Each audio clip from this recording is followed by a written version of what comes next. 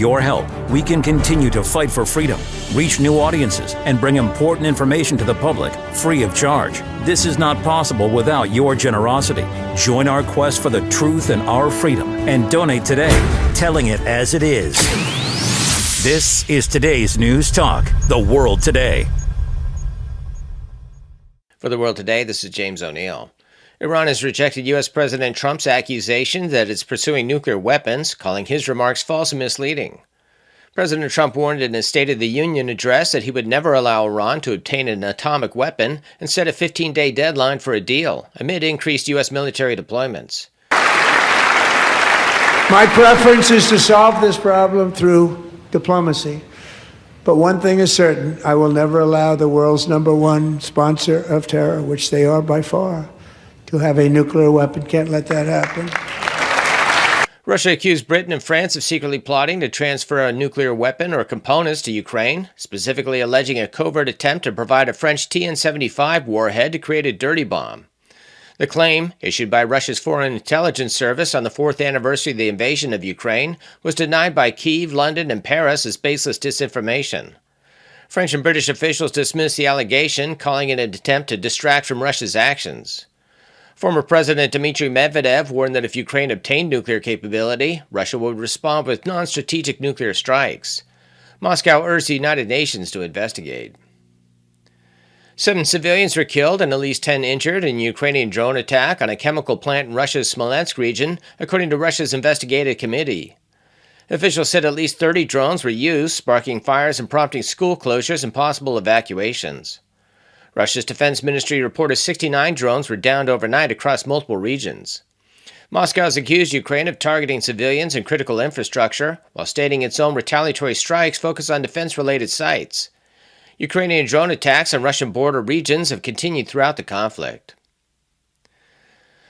The United States filed a formal protest with Ukraine after a naval drone strike on a Russian port disrupted the Caspian Pipeline Consortium, which transports Kazakh oil and includes U.S. investors Chevron and ExxonMobil. The Ukrainian ambassador acknowledged the demarche, noting American economic interests were affected. Kazakhstan criticized the attack, and Russia said further infrastructure was targeted. Ukraine has prioritized hitting Moscow's oil exports, straining relations with Hungary and Slovakia, which rely on Russian crude. The dispute has led to retaliatory measures, including suspended diesel deliveries and blocked EU financial support. Australian Prime Minister Anthony Albanese was evacuated from his Canberra residence on February 24th after Chinese-language emails threatened to detonate explosives at the lodge if Shen Yun Performing Arts performances proceeded. The Australian Federal Police found no active threat after searching the property. The emails, sent February 10th and February 22nd, warned of harm to Albanese and other officials and falsely claimed explosives had been planted. The threats came amid a broader campaign targeting Shen Yun, a New York-based company founded by Falun Gong practitioners. Australian presenters condemned the intimidation as foreign interference and reported the matter to authorities. Similar threats have occurred internationally with no incidents reported. UK Prime Minister Keir Starmer clashed sharply with Reform UK leader Nigel Farage in Parliament during a tense comments exchange. Government.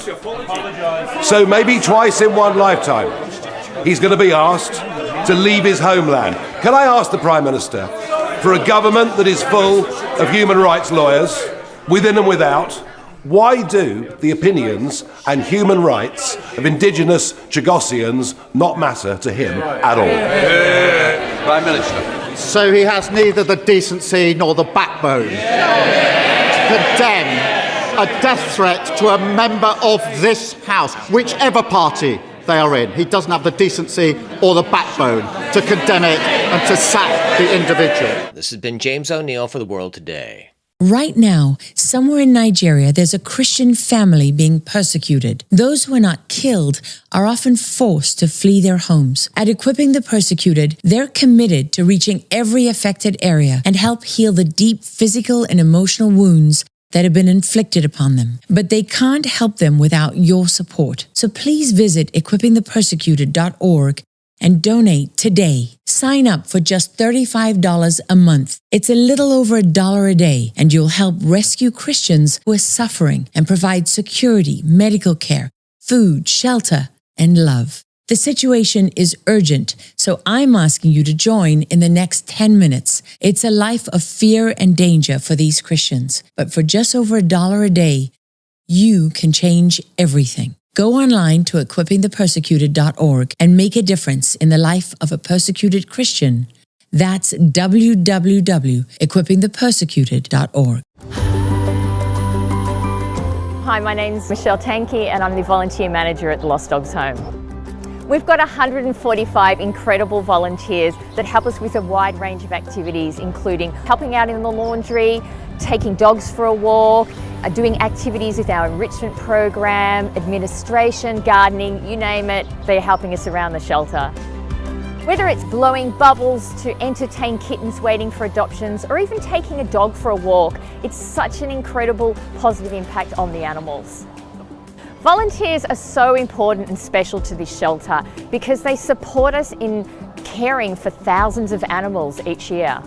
The impact they have enables us to do far more for the animals than we would be able to. For example, we can get on top of the huge amount of laundry we have. So the volunteers allow us to clean thousands more blankets than we could. It's incredible the amount of gifts that we're given by the public. We're so grateful for it. So if we get some toys, we can give them directly to puppies straight away to play with. Or towels, we can take them to our vet hospital for them to use immediately. So it's a really important job to help staff with. I would say to someone who's interested in volunteering to please get in touch. We would love to hear from you. We have an application form on our website that you can fill in, so please just detail all your skills and experience you can offer the shelter and we'll be in touch when a suitable role comes up.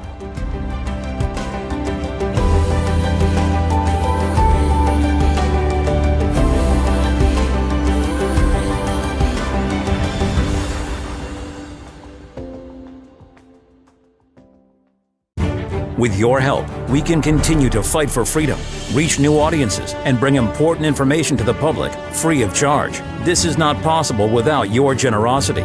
Join our quest for the truth and our freedom and donate today, telling it as it is. This is today's News Talk, The World Today.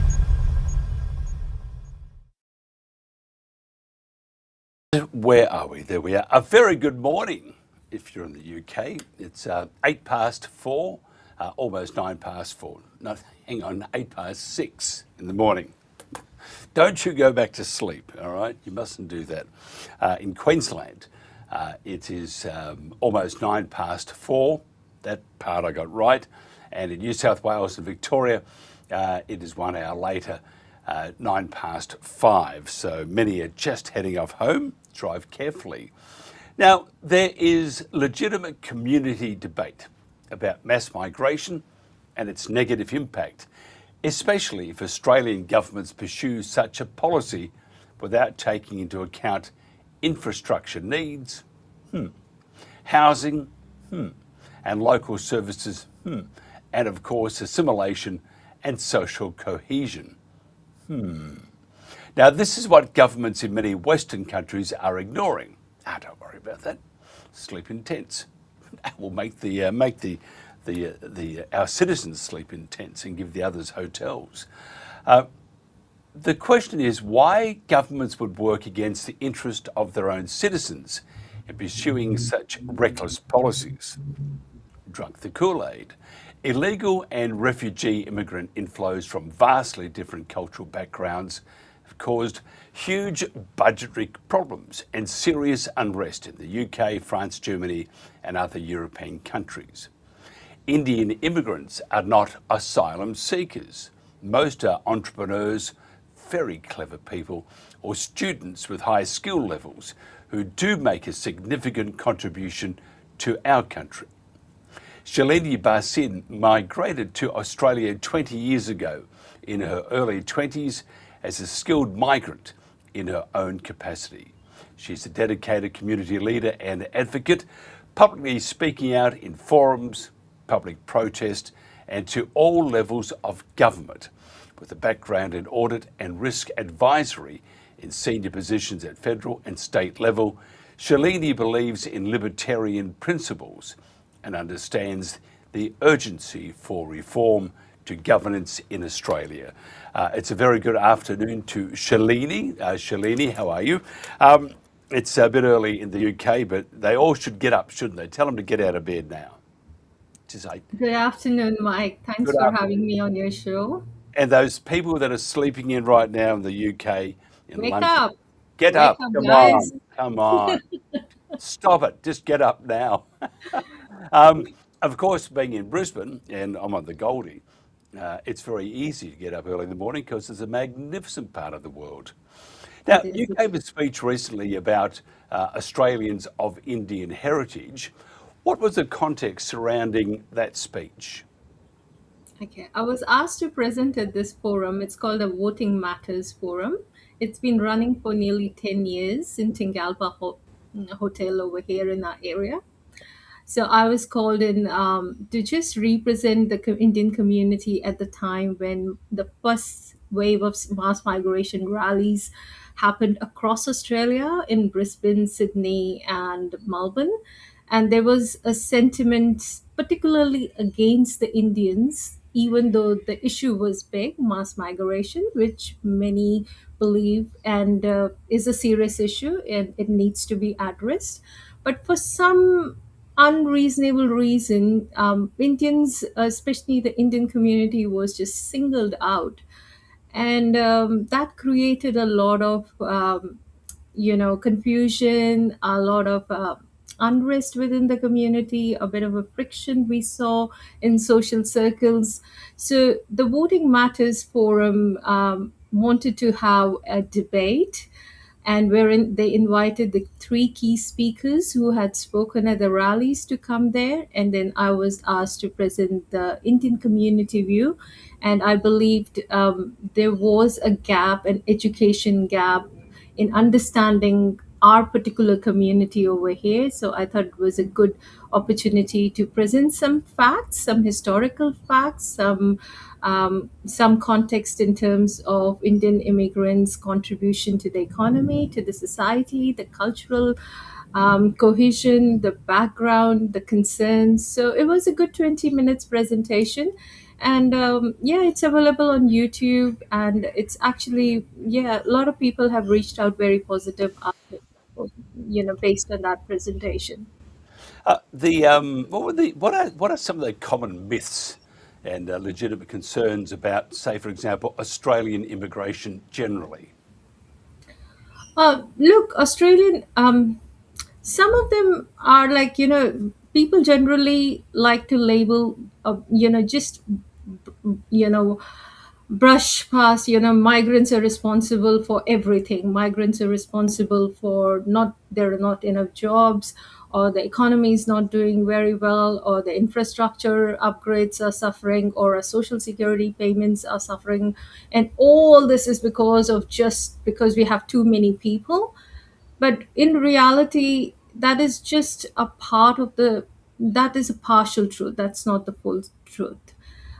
So some of those concerns which have been raised regarding mass migration are legitimate, but there are some things, especially on the social level, wherein there is this particular sentiment as well, wherein there are people who would see, okay, the migration has to happen only from European countries and not from Asian countries. They still carry that sort of mentality as well. So there is that social layer as well. But there's obviously the economic issues, which is especially concerning the housing, because this housing shortage has been real in from the last couple of years, definitely there. The unemployment levels have been high, but is it the migrants that are contributing to that? That's not 100% true. So there are some legit concerns, but I believe, when you understand migrants and their contribution in general, you got to factor into what migrants bring to the country as well. And people in general do not understand that, migrant can contribute very significantly to the economy, whether it's a student, whether it's a skilled migrant who's coming, or whether it's a businessman, business investor who's coming and investing. So you have to weigh both the cost and benefit analysis before you make a decision. But what I've found that most people just want to brush it away, don't want to think about it analytically, don't want to weigh it, why migration is important and why mass migration is can be dangerous as well. So all those concerns, I think, needs to be discussed, and we try to do that very briefly in this forum, but we are continuing to engage with the government, to talk more on this. What about if you look at the numbers of immigrants coming into Australia, where do the Indians sit in numbers or in size of population? So the Indian migration has significantly increased, no doubt. If you look at 100 years of in Australians' history, in 1901, the total Indian-born population was just 4,000. And then we had from 1901 till around 1970 a white Australia policy, which meant there were nobody other than European origin who was allowed to come in the country.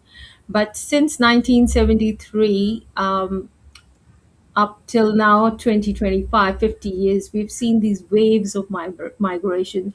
So the Indian migration has definitely increased a lot. Like when I came here in 2004, uh, the total population was somewhere around 100,000, and now it's sitting close to 1 million, which makes it almost at par with UK born population in Australia. And I wouldn't be surprised that in the next coming census, it might be number one from number two as well. It used to be Chinese, used to be number two, but post COVID, we've seen a decline in people coming from China.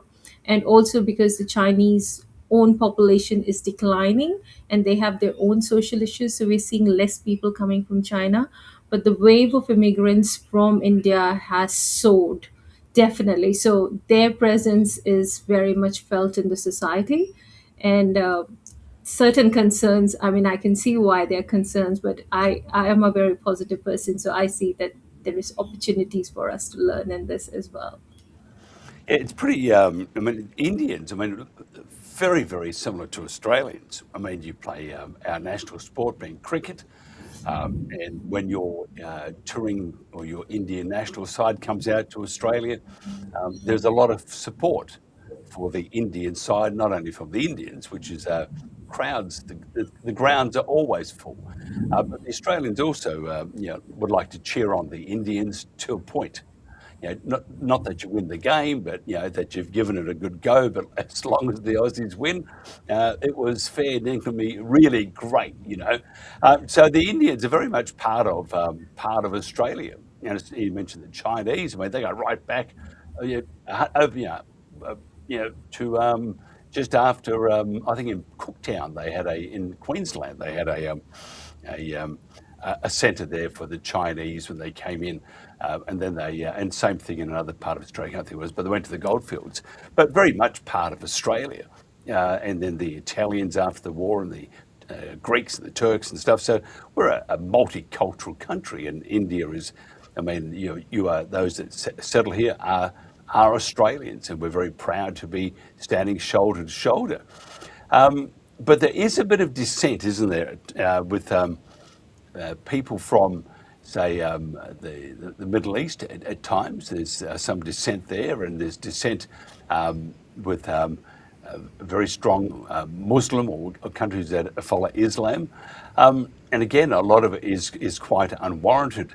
Do you think ignorance, because Australians are pretty, she'll be right, mate, not so much now, but she'll be right. And if they weren't too sure about something, they were always a bit standoffish. And once they knew what it was, beauty, let's have a beer. But do you think we have the problem of ignorance at times, trying to understand other cultures? And you could probably extrapolate that to the Indian population. That could be part of the problem of not understanding our new brothers in arms. That definitely is the case. Look, I've seen my son study in the Australian, he was born here, so I've seen his education, he's in grade 10. They study history, and I know, if I wasn't to tell him about the history of India, he would know nothing. So I'm not surprised if people who are born over here are ignorant in so many aspects.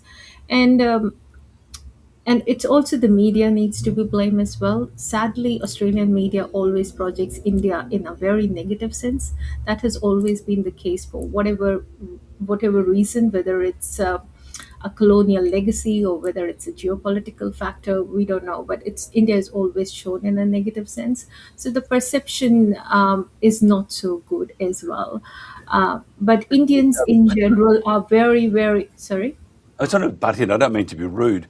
I haven't seen that. I mean, whether I've had my head in a bucket of acid or something, but the Indians, whether I just haven't seen those stories, but the everywhere that I've lived in Australia, and if you're in the media, you move around a lot. The Indians, I mean, generally have been, actually, no, the Indians have been very well accepted. They've been very good members of communities, and except for the magnificent food and in cricket, that terrible wrong'un they bowl, the rest of them are very, they're just, it's very much as it goes. So I don't really see the media attacking the Indians, but even I read things about Modi and stuff, and India, it does lean a bit towards China and even Russia to an extent, but it's mostly trade, and it's so I haven't seen that. To be honest, I haven't seen a whole lot of the media attacking, because there's no reason to attack the Indians. They don't attack the Indian community that is living over here. No, that is not there. But just in general of the perception of the country of the origin, there are a lot of good aspects about the country that's not been presented in the way it should have been presented. So that sometimes causes some of the perceptions. But having said that, Australians in general are very warm people. That's my personal experience living here in 20 years. I have made friends. I definitely don't see Australia as a racist country as such. So Australia, but there is a learning gap between Australians and Indians. I think Indians need to do their part as well.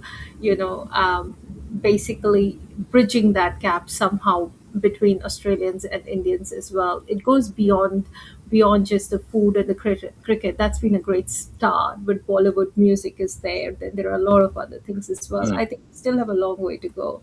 But yeah, overall, I think we've done well in terms of integrating into the system, especially because we never had any language problem, because Britishers were in India for good about 150, 200 years, and when they left, they made English as a official language. So most people who grew up in India who came over here has good English, and being majority of them who come from India are Hindu or Sanatan Dharma, which is quite a liberal way of living.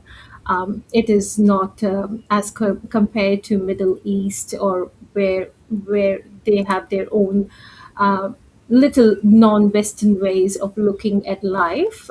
Sanatan way of living is very much aligned to the Western way of living, wherein women is respected. There's freedom of speech, there's freedom of expression, there is independence. All of those are very, very key to a Sanatani way of living. So I think Western values in general, or even if you call the Christian values in general, they're very much aligned and similar to Sanatan values or the Hindu values, as you may know. So I have never seen cultural a contrast between Western and Eastern Indian ways. They sometimes can be a little Indians can sometimes be a little bit reserved in aspects. Such as marriages and stuff, but it used to be, but it's no longer the case. The modern Indian is as Westerner as a Westerner. So definitely don't see any sort of division there or non-integration there. So it's a well sort of integrated community. Have you noticed, I said this yesterday to one of our guests, have you noticed that there seems to be a lot of the agenda from either side? I mean, I've just looked at something from Jess. Jess, forgotten her last name. That's how great she is. The opposition leader in Victoria. She's talking about, we've got to get rid of the hate speech. Got to do that. And she sounded just like Jacinta Allen, Victoria. Got to get rid of the hate speech. Got to. They all say that. And in my mind, there's the overplay of hate speech, it's a new thing. Hate speech, got to have hate speech, got to have that everywhere you go. There's hate speech. But the thing, it divides. It's a division amongst Australians. And I put to our guest last night, I said, do you think this is deliberate? Do you think there is that the undertones of almost an attack on Australians to divide them, the divide and conquer? And when it comes to immigration, I see that. I see the bulldozing of policy without consultation, and you do get the divide. And I think it's intentional. I think it's meant to divide. Have you noticed that, or am I just drinking too much of the Kool-Aid?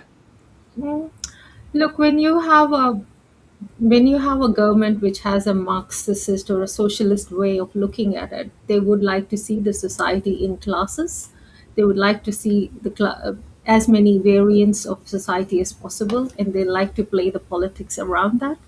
Hate speech laws, especially the ones which were bulldozed through the parliament just very recently, they are dangerous laws because they fundamentally take the free speech away from people.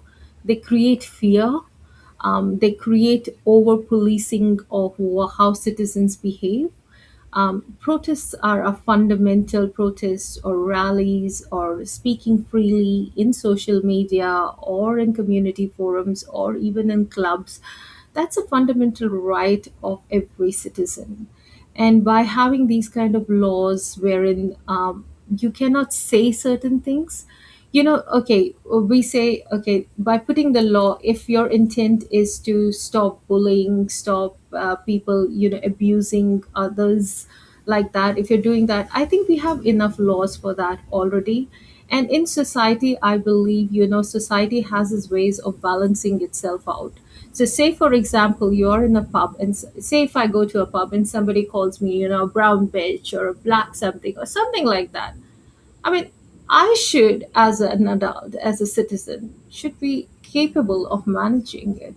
And I'm sure there are enough civilized people in Australia around who would come to my help and manage that. And if things become violent, we have enough laws that will protect anybody. So why these hate speech? So I definitely see hate speech as divisive, especially the ones which have been passed to the parliament recently. It is going to create more division in the society. It's going to create more fear in the society, and especially when we look at the example of UK, what's happened. People getting arrested for writing small things. And they're getting a knock on the door, getting arrested because they've written something which is considered as hateful, as divisive, as racist. I think that's not acceptable in a good democracy. Definitely not in line with my libertarian way of governance. Yeah, I agree wholeheartedly. If somebody wants to find out more about you or just get in contact with you, how do they do that? I'm quite a private person, but I do have a Facebook page called Shalini Bhasin, SHALINIBHASIN. You can contact me on that. Send me a message and I'll be in touch. Absolutely fantastic. Shalini, thank you so much for your time. Have a lovely day. And I'm very sorry that we love playing the Indians, providing you don't win. Oh, we'll see to that.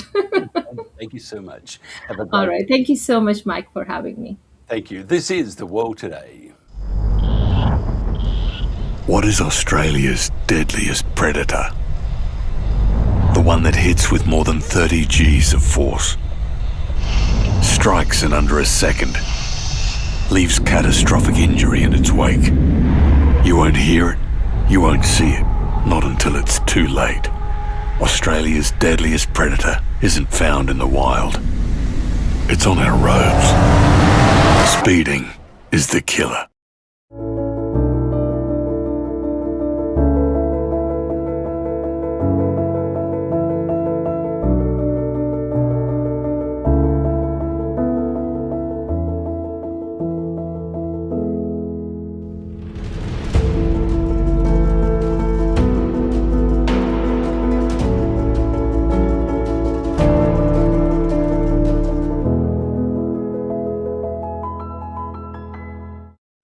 The earlier cancer is found, the better our chances of treating it. Lung cancer screening is available for people with a smoking history.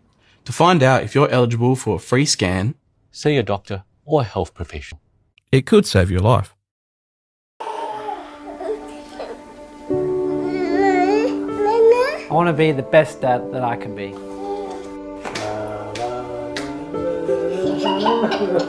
I will be her biggest fan. I want to be his superhero. I love being connected to my kids.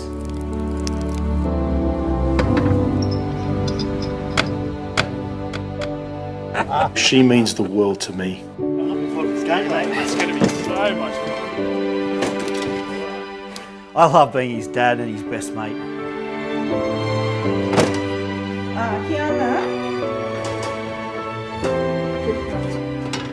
She is very special to me.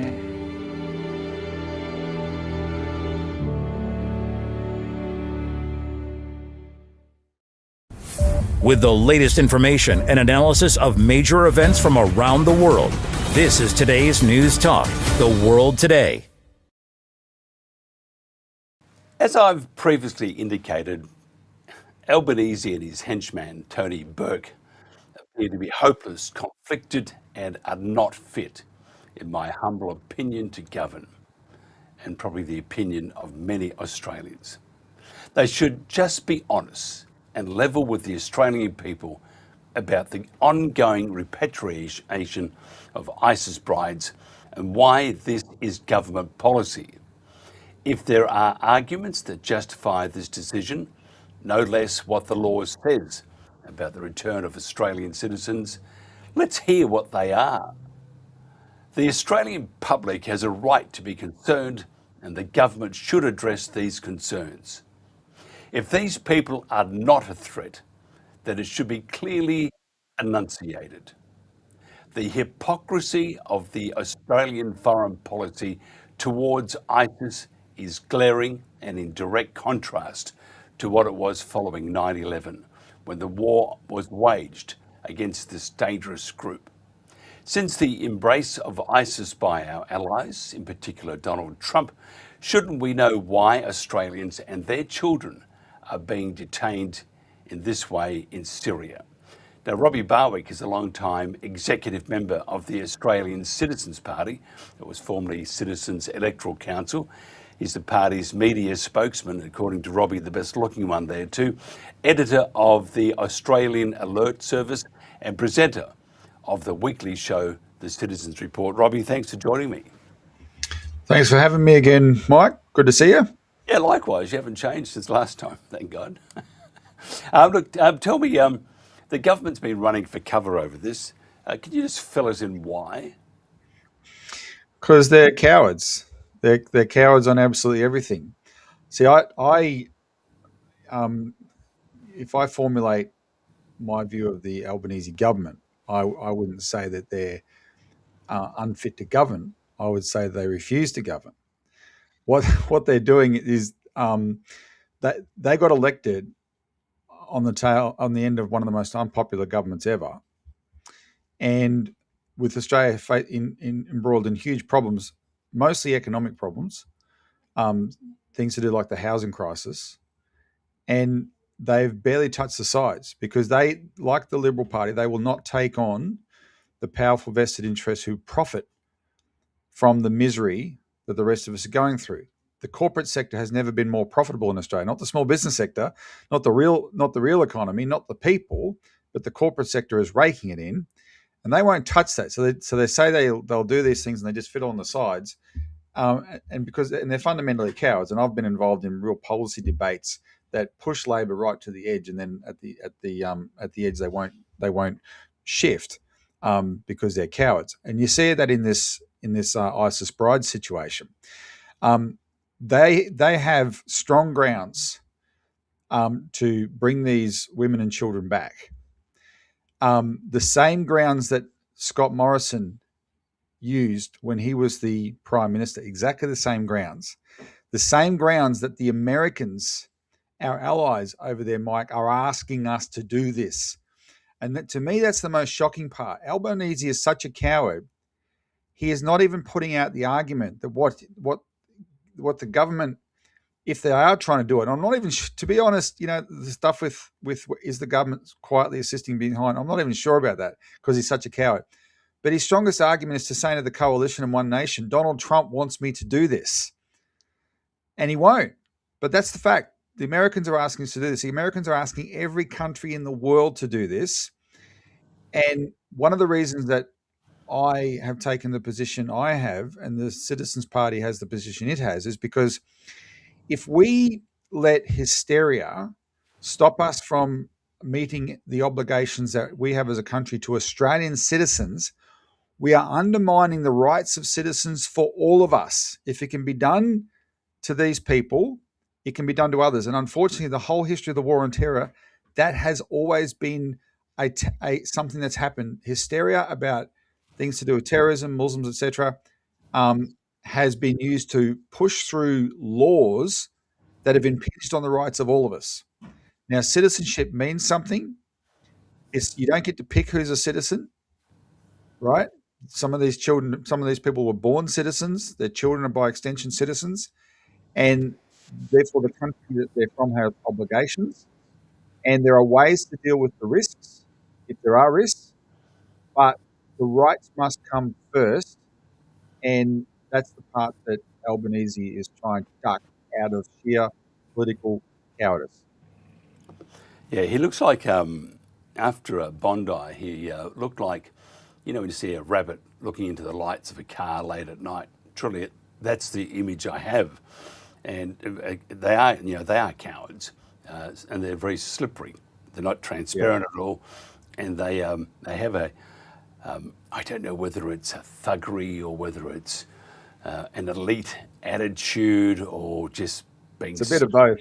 Yeah, I think the whole lot. They're all the good points too. So we mustn't keep praising them, but they're just dreadful. I look at the opposition, and let me tell you, I'm Jess Wilson's, that's her name, in Victoria. It's just dreadful. I mean, I saw a video. We must get rid of hate speech. I'm very sincere on that. I just went on. I thought, jeepers, Jaime, eat your heart out. But she is terrible.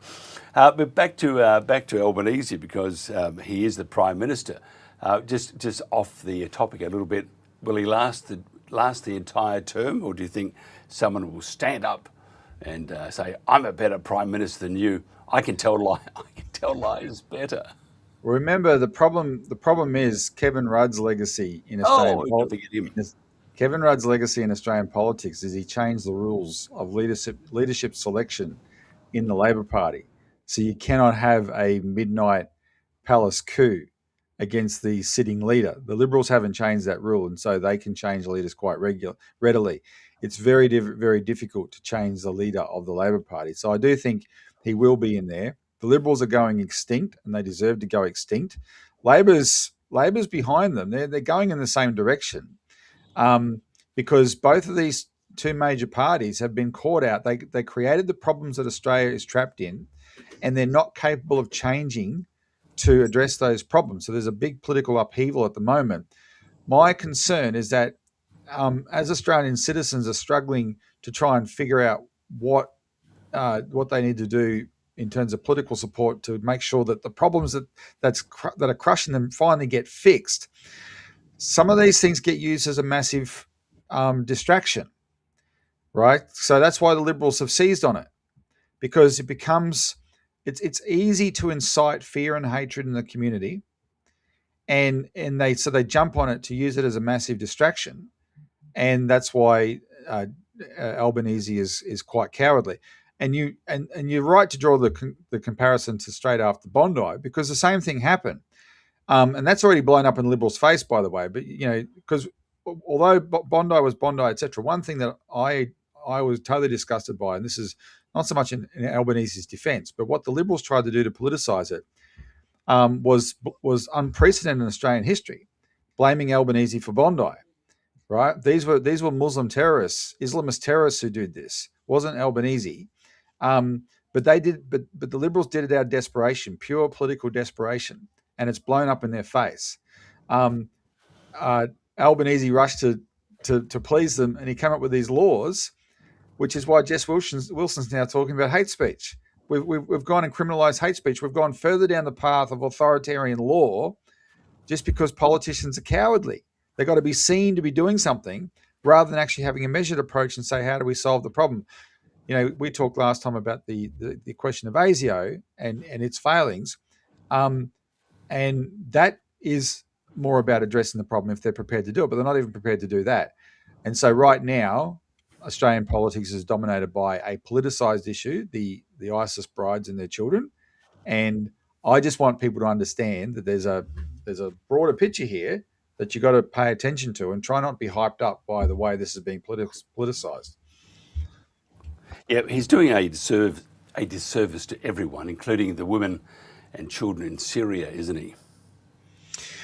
Yeah, well, you know, I have to, full disclosure, there's no bounds to my level of utter disgust and contempt for Scott Morrison. I utterly hate the guy. I think he's the worst prime minister we've ever had. And I don't even think Albo has matched that yet. But we published today in our Australian Alert magazine about the ISIS bride situation, and we quote Scott Morrison in that, saying accurately that these children deserve compassion, right? It's through no fault of their own. But Albanese went on TV last week saying they made their bed and now they lie in it, right? No, this is a much more complicated picture than that. ISIS is you've already referred to some of it. ISIS is a much more complicated picture.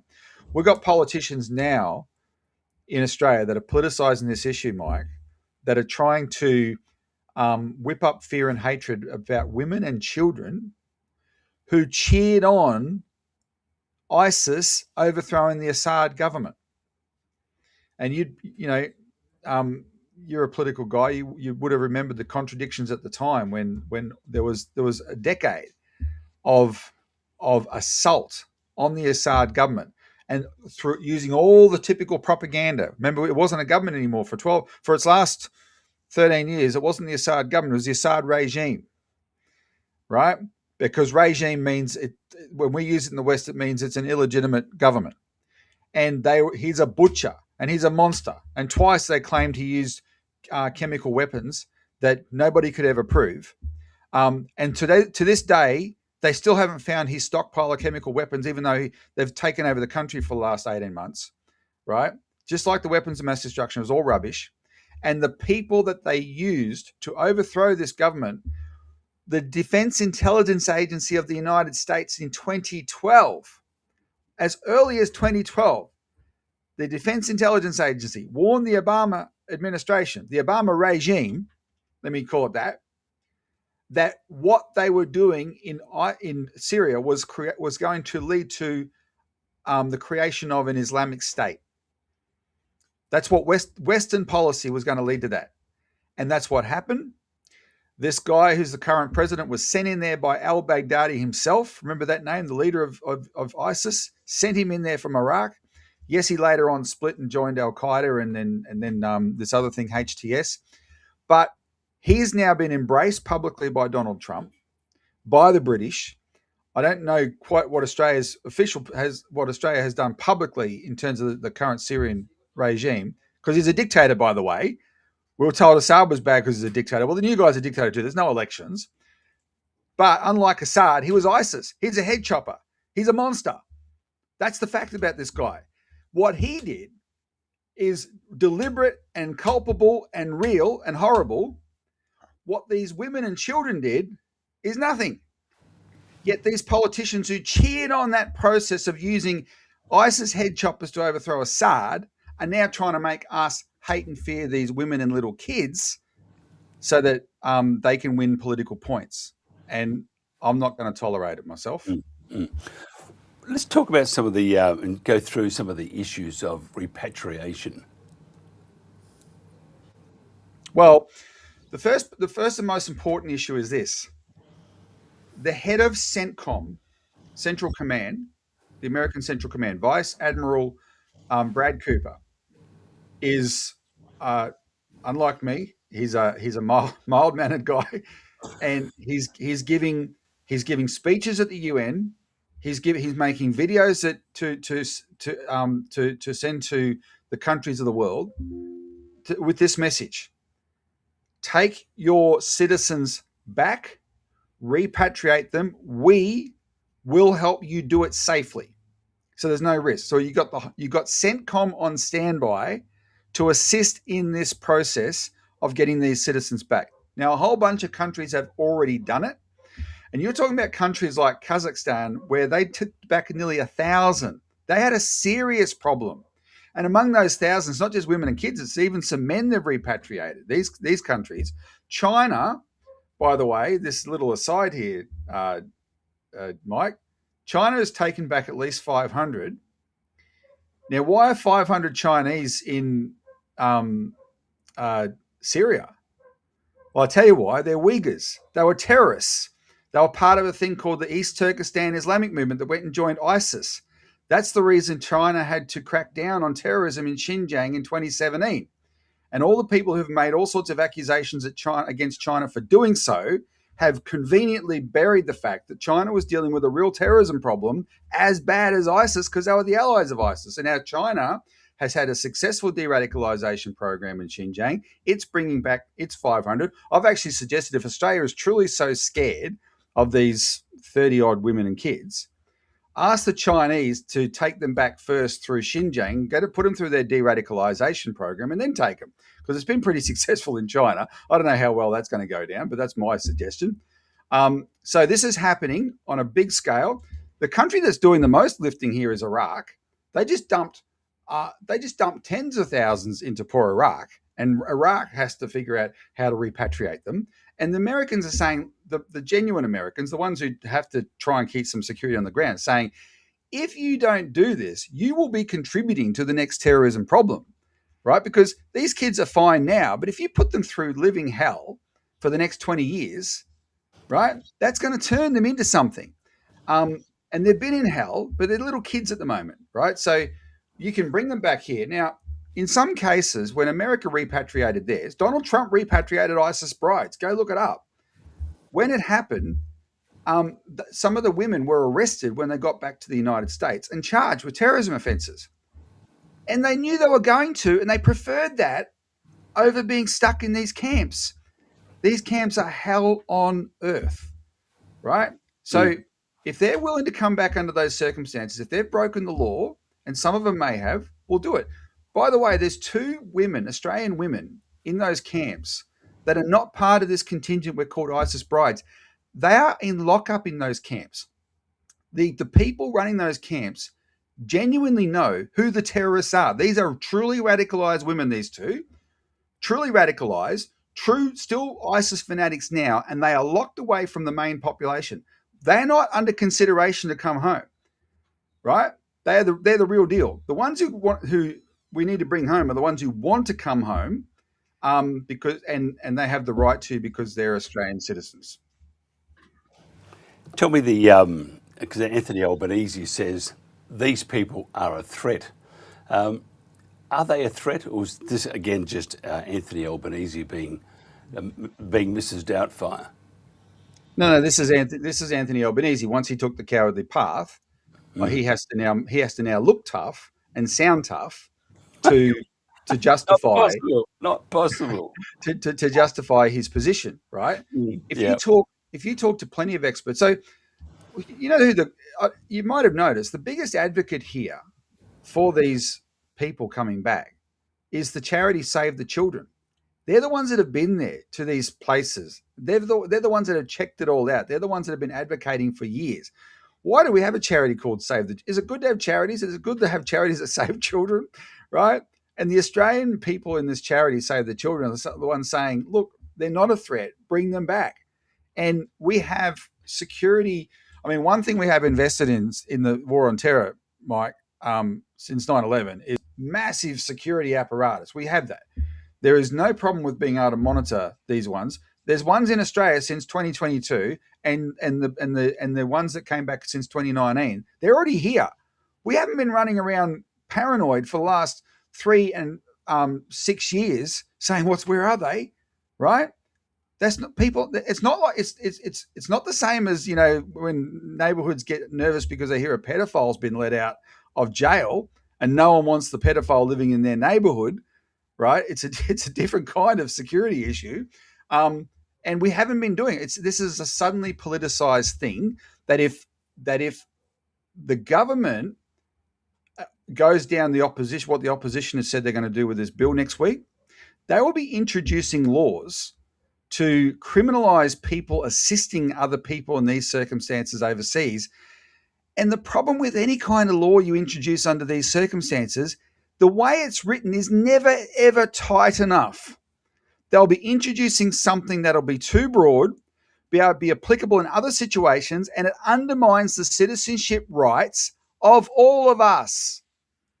And that's what Australians have to weigh up versus the hysteria that they're being incited into over this issue. It's and then you have the media, or legacy media, and also a bunch of the independent media. And they are adding to the hysteria because they are factually wrong in many cases, but nothing like a good headline or a good piece of clickbait to increase your numbers. Tell me, can they be properly assessed? And we should have. We'll get him on again next time. Shane Healy, who's very up to speed with the whole process. But can they be properly assessed and monitored to ensure there is no security risk? Well, first of all, the kids are kids. They're literally kids, right? They're 10-year-olds, 9-year-olds, 8-year-olds. Well, you know, yes. Short answer, yes. Second of all, you know, these are, in the case of quite a few of the women, they were kids. They did not choose to go to Syria. They were dragged over there by their fathers and then married off, right? So, and yeah, they were exposed to horrible stuff. But, you know, I mean, we're in a country that, I mean, I don't want to make too big a deal of this, but you know, there's a bit of a racially charged debate in Australia about immigration, etc. And there's a whole faction of Australians that say they try to claim we're a Christian country. And okay, some of them might be well-meaning in saying that. Well, if we are a Christian, if there's any truth to that, well, Christianity means you're supposed to believe in some form of redemption as well, right? But we, like I said before, we have an apparatus. We have a security apparatus that's very capable of managing this issue. It's already doing it. They're already back here. It's already doing it. I want to say something quickly about Dr. Jamal Rifi.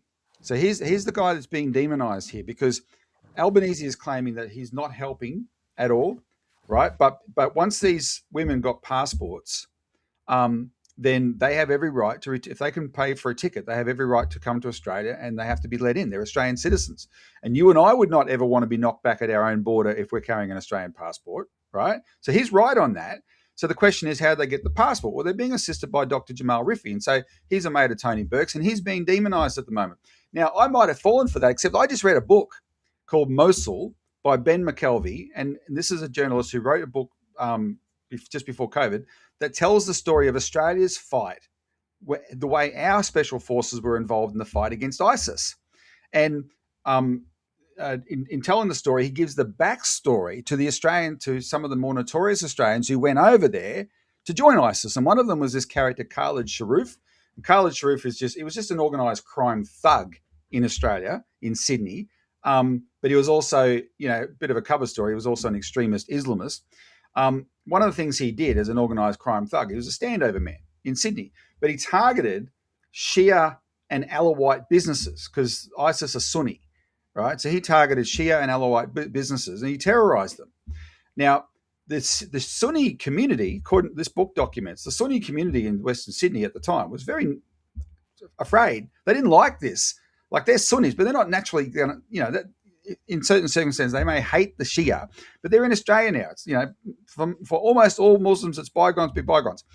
They did not like seeing this, but but these guys were organised crime thugs. They were too afraid to speak out. One man in the Lebanese Sunni community spoke out and took these thugs on back in, you know, over a decade ago. One man, only one man was brave enough, and that was Dr. Jamal Rifi.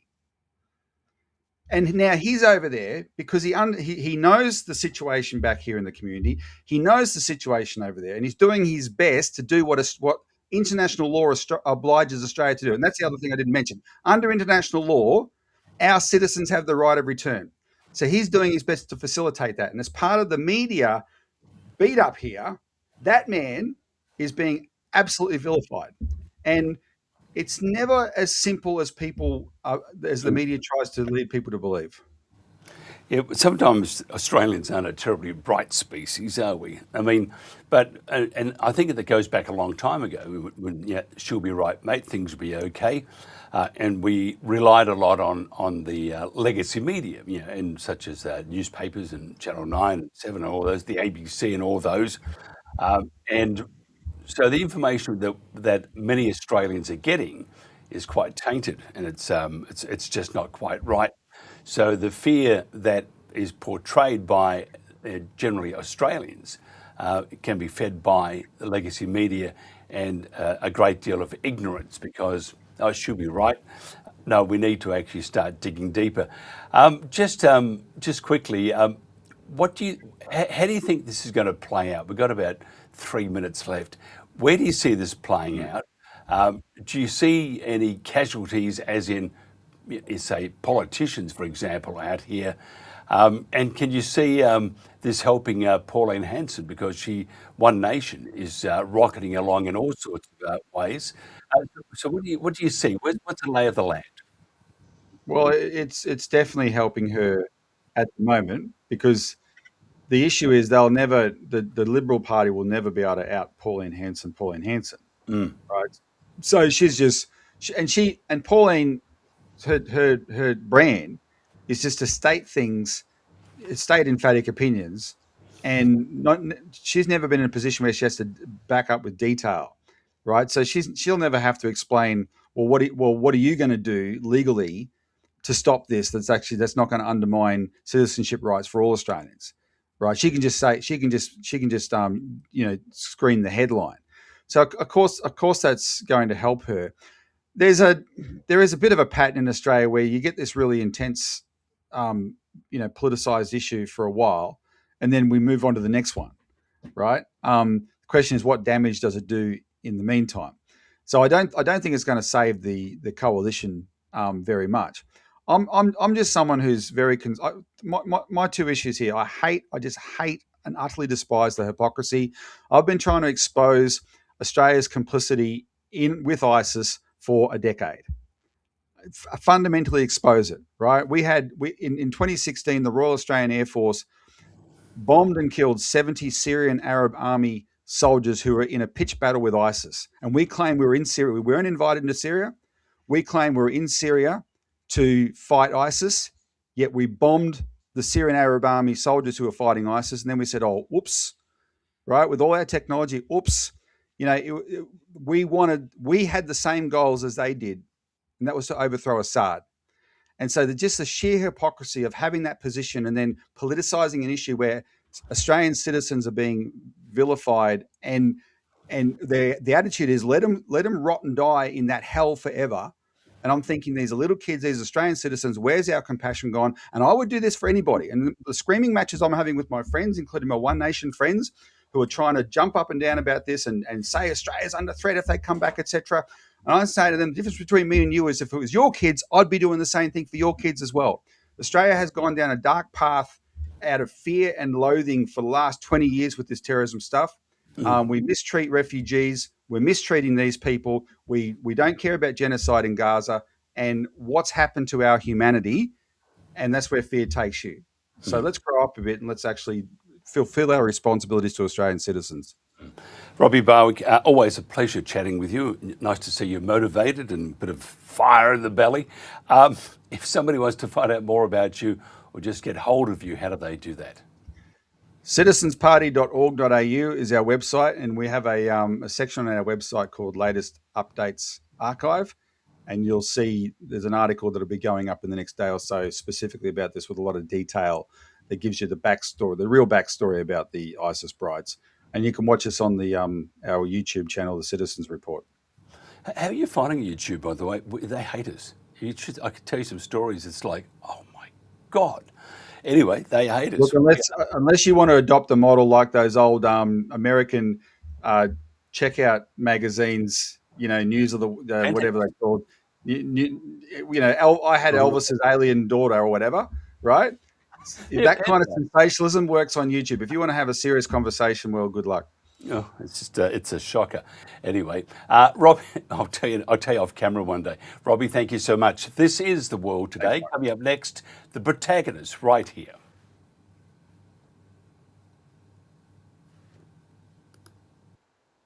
With your help, we can continue to fight for freedom, reach new audiences, and bring important information to the public free of charge. This is not possible without your generosity. Join our quest for the truth and our freedom and donate today, telling it as it is. This is today's News Talk, The World Today. For The World Today, this is James O'Neill. President Trump delivered a 1-hour, 47-minute State of the Union address, highlighting his economic agenda, including a proposal to provide 401k plans with up to $1,000 in matching contributions for workers without employer-sponsored retirement accounts, affecting an estimated 56 million people. He cited falling mortgage rates, currently around 6%, and urged Congress to permanently ban large institutional investors from buying single-family homes. Stealing away her American dream. She was devastated. Stories like this are why last month I signed executive order to ban large Wall Street investment firms from buying up in the thousands single-family homes. Former British ambassador and Labour figure Peter Mandelson was arrested by police after authorities reportedly received intelligence suggesting he planned to flee to the Caribbean. Mandelson denies intending to leave the country and claims he had already agreed to a voluntary police interview next month. The arrest follows allegations tied to newly released Jeffrey Epstein emails, reportedly showing Mandelson forwarding confidential government information and maintaining contact after Epstein's conviction. Mandelson denies wrongdoing and says the claim he planned to flee is complete fiction. He was released on bail and required to surrender his passport. The Lord Speaker denied involvement in the arrest decision. Reform UK launched policies aimed at protecting Britain's heritage by sharply restricting legal and illegal migration and prioritizing the rights of Britons over foreign nationals. Home Affairs spokesman Zaya Yousaf said the country is undergoing a dictionary definition invasion and pledged that British citizens would no longer be second class in their own country. The party proposed making all churches listed buildings and legally preventing their conversion to other faiths' worship. Yousaf also vowed to outlaw the Muslim Brotherhood in Iran's IRGC. Leader Nigel Farage framed the agenda as a democratic alternative to prevent rising extremism and restore trust in government. Reform UK Deputy Leader Richard Tice proposed creating a British sovereign wealth fund of up to £575 billion by merging local government pension schemes. Speaking in Birmingham, Tice said the fund would prioritize patriotic investments in defense, energy, artificial intelligence, and companies such as British Steel, potentially generating £20 to £30 billion annually. At the end of each week, at the end of month, there's no one on that Labour front bench who's been anywhere near running a business. They are clueless, they're out of touch. We're on the side of everybody. We want to make families more prosperous, workers more prosperous. Guess what? That makes your communities more prosperous, and that makes the country more prosperous too. Two environmental activists interrupted Australian Prime Minister Anthony Albanese during a speech at the Future Victoria Summit in Melbourne, protesting coal and gas development. One young man shouted, "You're burning my future," while holding a sign reading "No new coal or gas," before being removed by security. A woman soon followed, demanding legislation to end fossil fuels. Albanese continued his address, which focused on economic resilience, healthcare policy, and a proposed high-speed rail link between Newcastle and Sydney. The protest came hours after Albanese was evacuated from his residence due to a bomb threat linked to the Shen Yun performances in Australia. Of course, in between all of that, I enjoyed a lot of great coffee. As you get around Melbourne, you can almost see it growing in real time.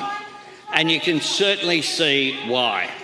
This is a wonderful global city to visit, rightly famous for its major events and vibrant culture. This is also a great place to live, study, make a career and raise a family. We'll be back with another news break at the top of the next hour. This has been James O'Neill for The World Today. Masterships is on a mission to bring hope and healing directly to those who need it most. In many nations in sub-Saharan Africa, access to surgical care is limited, unsafe, or unaffordable. 9 out of 10 people in need of surgery are left without hope, and tragically, every 2 seconds, someone dies because of a surgically treatable disease. Masterships exist to change that narrative by bringing safe, free surgical care and surgical education using the world's largest civilian hospital ships, the Global Mercy and the African Mercy. On board, volunteer professionals from around the world treat conditions like cleft lips and palates, burn contractures, bored legs, obstetric fistulas, cataracts, benign tumors, and more. Meanwhile, Masterships supports partner African nations to strengthen their surgical systems through education and mentorship, expanding their capacity to deliver quality care in the long term.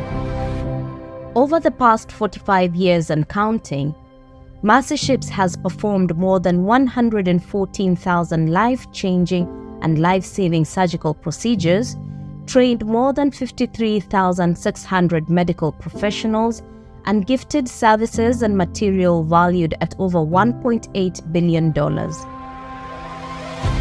Now, with the 2-ship fleet currently active in Madagascar and Sierra Leone, Masterships will be able to double the impact and provide life-transforming surgical care to more people than ever before. And it's about so much more than numbers. Each number represents a name, a face, a story, and a new hope for the future. Because we believe everyone deserves the opportunity to live a full and healthy life.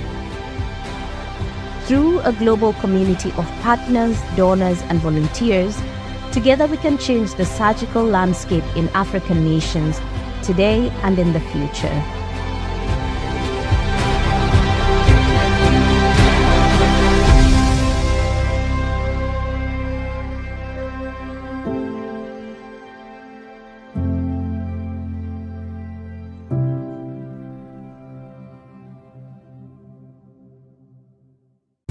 With your help, we can continue to fight for freedom, reach new audiences, and bring important information to the public free of charge. This is not possible without your generosity.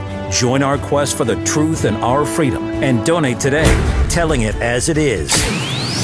This is today's News Talk, The World Today.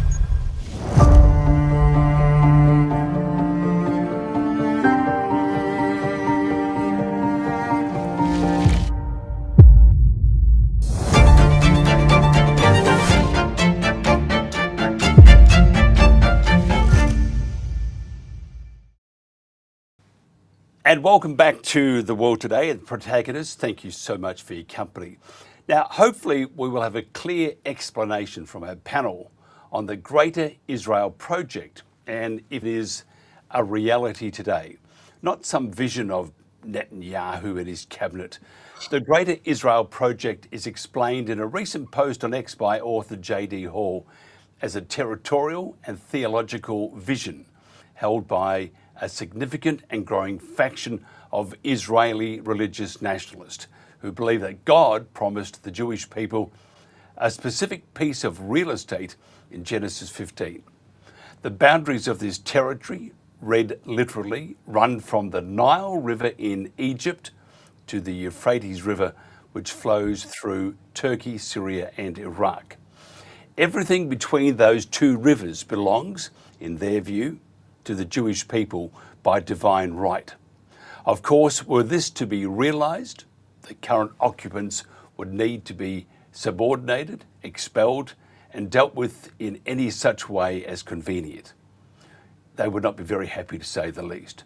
Let's talk to our panel today about Ambassador Huckabee's recent interview with Tucker Carlson. That was a real doozy. What he said and who he was speaking on behalf of. Was he talking on behalf of Israel or America or both? How seriously should his statements be taken? Our panel today is always great, and Dr. Frank Romano, is here, but he's just disappeared at the moment. There he's coming back to us. We have also Peter Ford, former ambassador to Syria, and also Tony Greenstreet, who's a magnificent author. Gentlemen, thank you so much for joining us. Can you just tell me, first of all, Frank, as we lose Peter Ford, it's going to be one of those days, I can see it. Could you just tell us what the Great Israel Project is? And we probably need to turn your microphone on, and if you wouldn't mind just talking. No, we're not there. Hello, Frank. So we're having a good one. Tony, don't you disappear on me. Tony, can you just tell us what the Great Israel Project is? Well, it's really what the ultimate aim of the Zionist project is. Zionism, I mean, could be summed up in the slogan that a land without a people for a people without a land. I mean, originally, the early Labour Zionists were atheists, and so they based their claim to the land on the God they denied. But today, Labour Zionism has all but disappeared, and in its place, you have the Messianic Jewish fundamentalists who base their claim on the Bible. But of course, in the end, it's not driven by the Bible, but imperialist and colonialist ambitions. Israel is the only state in the world that refuses to define its borders, and that's because they are elastic. They will go as far as they can. In essence, that sums up the Greater Israel Project.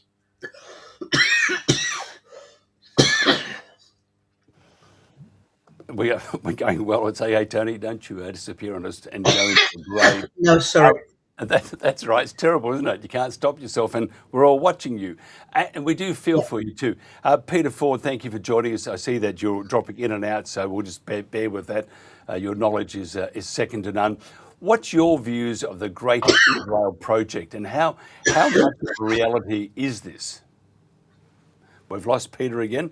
We're having a fantastic day here. We have Tony falling off the perch. Peter's disappeared, and Frank is not there. So I'm going to go back to me for a second, and I'm just going to hopefully have something working here. Tony, are you, first of all, are you still alive? I am. Yes, I'm still alive. Don't you hate it? It happens just like that. Peter Ford, you're dropping in and out, Pete. You have full bars at the moment, so I'm going to come straight back to you. If you could tell us about the Greater Israel Project, how much of it is real?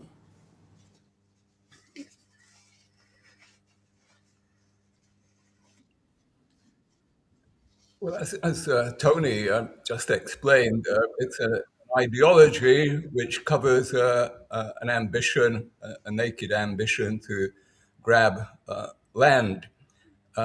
My belief is that we are seeing peak Israel right now, peak Greater Israel, this far and no further.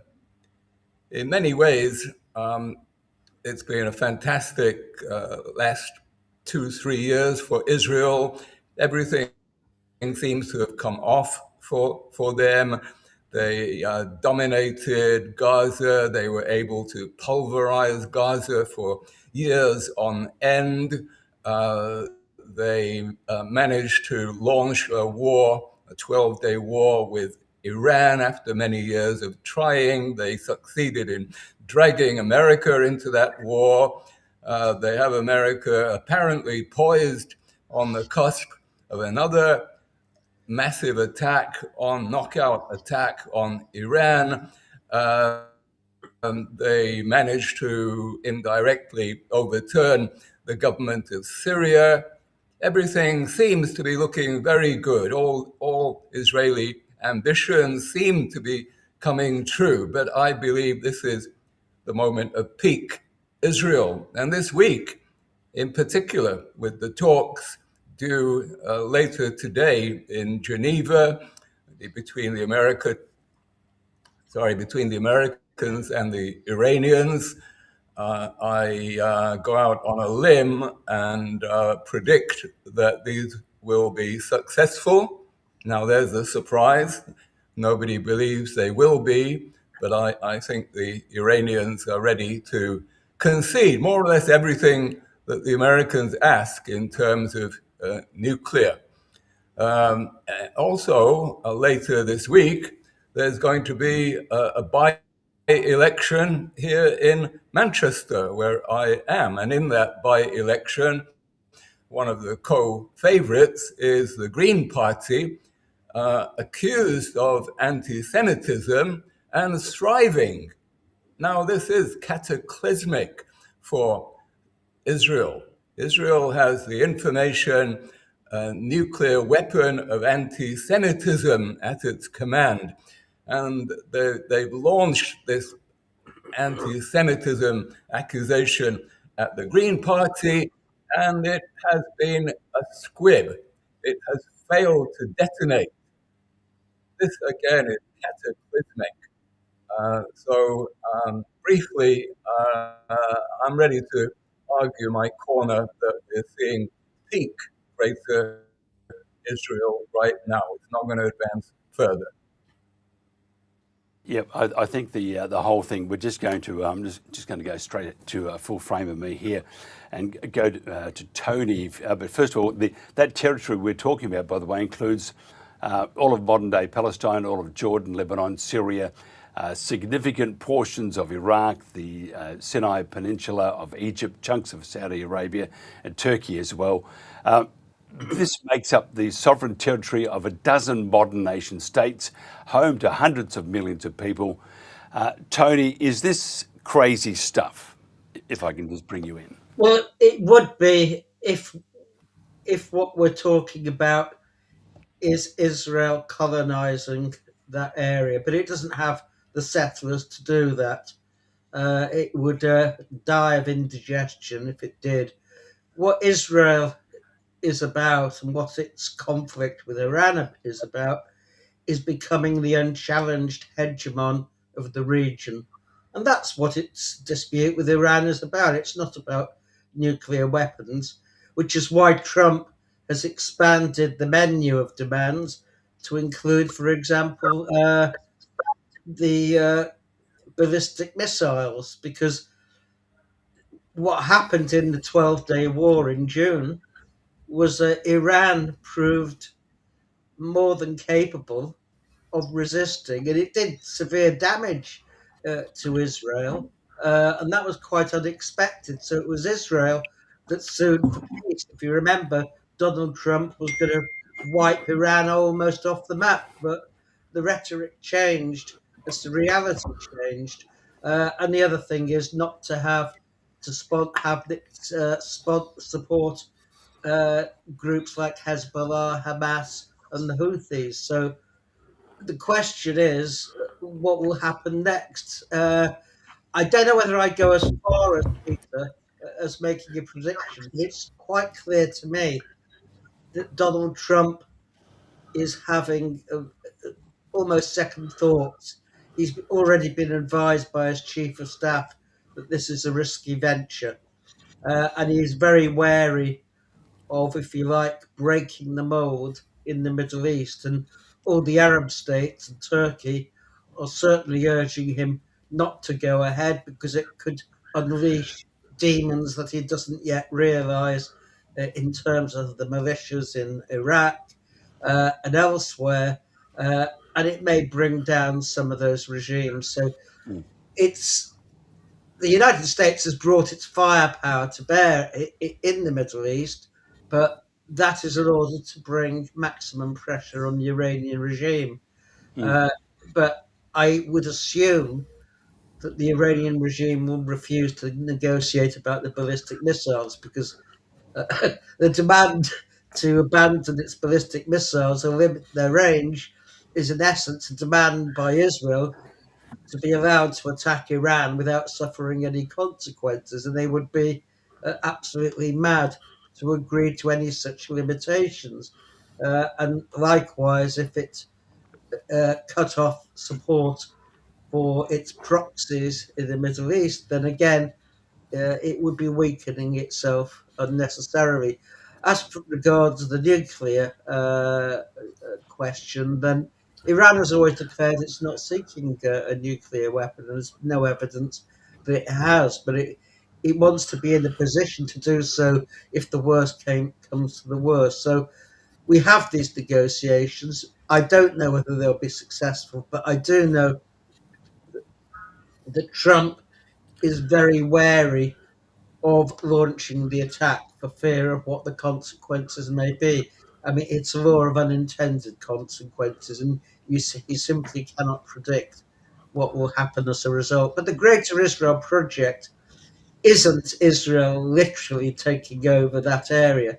I mean, they're having enough problems digesting the West Bank, let alone spreading out over the whole of the Middle East. I mean, the original slogan of the revisionist Zionists, the Likud, as it became, was the East Bank is ours and the West Bank is too.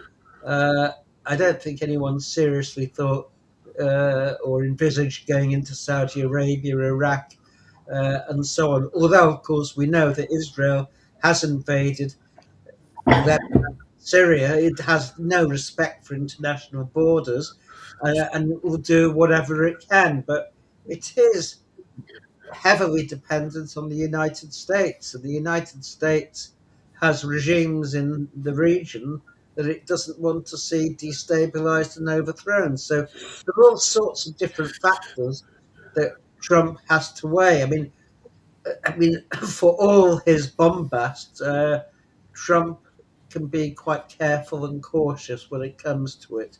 And I think we are seeing that play out now. So it wouldn't surprise me if there is no attack, but I wouldn't predict as a certainty because clearly I don't have an insight into what passes for Trump's mind. So I don't think many of us do, not even him. Frank Romano, nice to see you. And nice to hear you. What's your Good to see you. Yeah, likewise. What's your views? You have experience of Israel, mainly from a jail, but you do have that experience. But what's your views on the Greater Israel Project? Well, I'm going to get into some of the interfaith groups that I organized in Israel and Palestine to exemplify this concept. But anyway, the expression Eretz Israel Hashlema, meaning the land of Israel, it's not biblical. It's not found, but it has been invoked, especially since October 7th. It's gained particular support after the Six-Day War in '67, where we saw and we still see borders of the Jewish state considerably expanded, and as one of the speakers said, has not even been really defined. But this Eretz Israel, this greater Israeli project, is a theological and a territorial type of a concept shared by Israeli religious nationalists who, as you've probably suggested before, that God promised the Jewish people that promised land. But in '67, the defeat of the Arab armies by the Jewish state marked a major turning point in the spread of the concept. The term Eretz Israel then referred to all the territories conquered during the war. East Jerusalem, the West Bank, which nationalists call by its biblical name Judea and Samaria. And I differ from what one of the speakers said. There is an intention with the government now to expand beyond that. The Netanyahu government, for instance, recently requested a committee to draft what they called the Levi report, to examine the legality of Israel's claim to Judea and Samaria, known outside Israel as the West Bank, minus East Jerusalem. The report declared, and listen, this is fundamental, declared that the West Bank is not occupied territory and advocates the legalization of most Israeli settlements and outposts. This report predictably caused much debate, right? The drafters of this report recommendations they say these drafters belong to like this Jewish school of thought that teaches that the ancient or biblical land of Israel covers much of the Middle East, including, and I'll say, and with the intention of including, the entirety of Palestine, Syria, Lebanon, as well as parts of Egypt and Iraq, and Saudi Arabia. And if I understood the other speaker saying there was, maybe I misunderstood, there was no intention of this. I think there is now a direct intention. These boundaries that we're talking about of the promised land run from the Nile River in Egypt to the Euphrates River, which flows through Turkey, Syria, and Iraq. Everything between those two rivers belongs, in their view, to the Jewish people by divine right, not eventually, not symbolically, actually, physically, and now. Now, the link you gave us, Mike, about Ambassador Huckabee's recent statement, it would be fine if they took it all, means really that he's simply Trump's representative pandering to the growing sentiment in Israel and seeking to maintain this money supply and support, as many other politicians are supported by AIPAC, Zionist groups, with little thought behind it. U.S. foreign policy runs on interweaving agreements. And as this program stated, Mike, that you sent us, it's based on trust. U.S. leaders, for instance, tell Arab leaders that they honestly want peace and stability, but Huckabee's statement completely undermines that.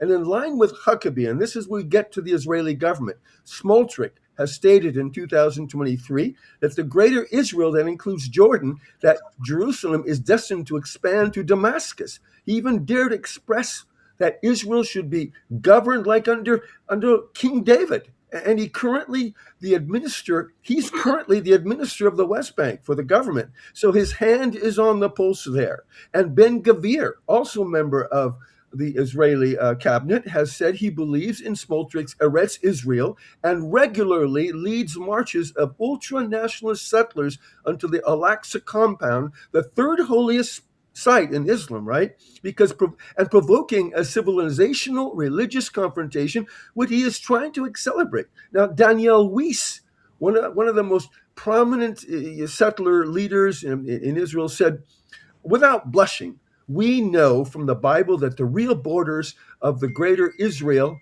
are the Euphrates and the Nile. Netanyahu himself recently said he was very attached to this greater Israel vision. Now, the Levy report I alluded to not only manifests brazen racism, it virtually ignores any existence of Palestinians. The Israeli Jewish society continues now to drift toward more brazen forms of fascism and more violent forms of jingoism. So after Israel, when it brings, what's the plan for Israel? When it brings the Middle East to its knees, that's the plan. It will put them in camps, Auschwitzing them like they did to Gaza, and looking for the power of AIPAC lobby and evangelical Christians to support them. Now, what I want to get to now, Mike, and then we'll conclude, one of the weaknesses that many human beings have is to attach to a philosophy, to a text with blinders like a racehorse, and call it truth without question. That's almost a need to hang one's hat on the hanger of certainty and thus counteract any thinking, to consider any nuances, no gray areas. Embedded in this weakness is the desire of human beings to feel superior, that they are chosen. The Bible written by Jews saying Jews are the chosen people, they're not what I call disinterested party. But many feel God is not dictated the text, but it was written by humans. Now, I organized, and in conclusion, I organized interfaith groups in Israel and in Palestine. And we study biblical writings in Deuteronomy, promising Jews, Judea, Samaria, etc. And in Deuteronomy, when it said, the Lord shall bring thee into the land, and they will cast out the non-Jews like the Hittites. The Jews apparently didn't obey. Now, the settlers today believe they're atoning for that sin, and they are obeying what God has ordered them. But I would say in this group, Maimonides, a very famous Israeli Jewish scholar, he said it's an important mitzvah, love your neighbor as you love yourself. And you must not destroy, must not tear clothes, demolish buildings. During that interfaith event that I organized with several Zionist Jews, they express deep respect for Maimonides. Now, and I would ask a question: if Maimonides were present here, would he consider that Israeli Jews are complying with one of the most important mitzvahs, love your neighbor as you love yourself? The Zionist Jews violently will close the Bible, saying, I had the gall to bring it up, and they will storm out of the meeting. So many of these Orthodox or even fanatic worshipers, and not just Jews, there were Muslims and Christians there, and we're all mixed. They want the text to be interpreted in their favor as the chosen few, and any other view spoken is blasphemy. Now that, finally, coupled with twisted, warped thinking that as long as there is a buck to be made in line with Trump and his son-in-law Kushner and Netanyahu, in the cahoots with a powerful money interest, somehow it's okay. Since the world is in the grasp of these powerful interests, led by the US and Israel, it has become a slave to these interests, captive, hoodwinked, brainwashed, and the little margin of tangible contesting them has almost no effective opposition. Yep, I totally understand. We were just about to ask Peter a question, and he just disappeared. So he'll come back in 1 second. He will just pop in. It's this is a trial by I need a scotch. That's what I'm trying to say. Peter, you're back again. Thank you very much for coming back to us. No, you've disappeared again. I'll go to here we are. Peter's coming back in right now, as we can see. You watched 3, 2, 1.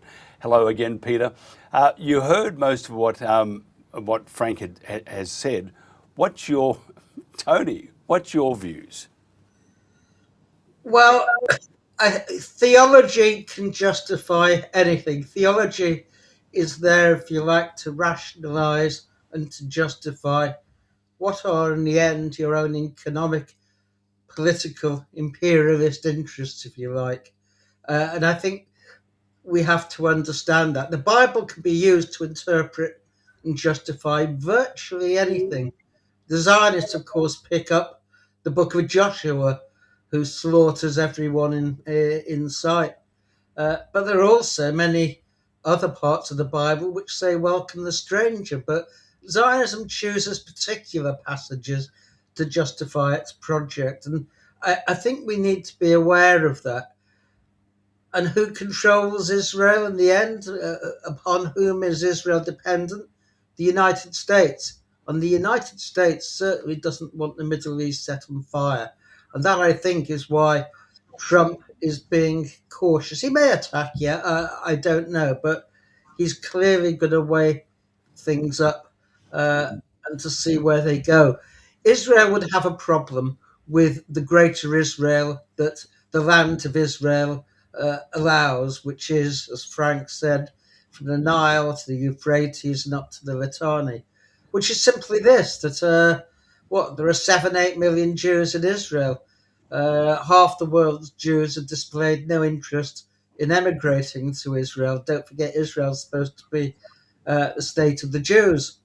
There are indications that they want to relax the criteria for converting to being a Jew, precisely in order to increase the number of colonists. But I do think we have to understand that there are limits. Israel wants to dominate the region.